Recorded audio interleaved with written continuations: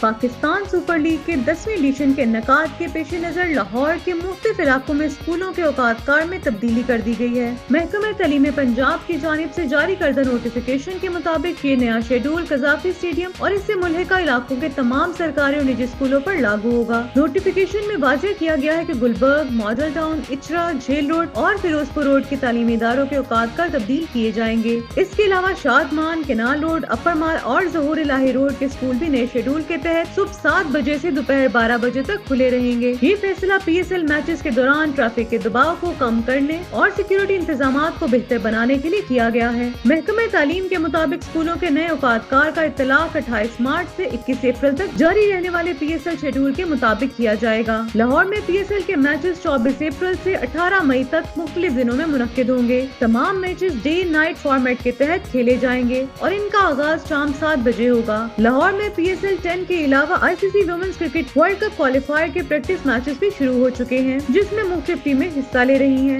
لاہور میں women cricket world cup qualifier round کا آخری میچ 19 اپریل کو کھیلا جائے گا۔ حکام کا کہنا ہے کہ اسکولوں کے نئے اوقات کار کا مقصد نہ صرف طلباء و والدین کو ممکنہ ٹریفک مسائل سے بچانا ہے، بلکہ لاہور میں جاری کرکٹ ایونٹس کے دوران سیکیورٹی اور شہری سہولتوں کو بہتر بنانا بھی ہے۔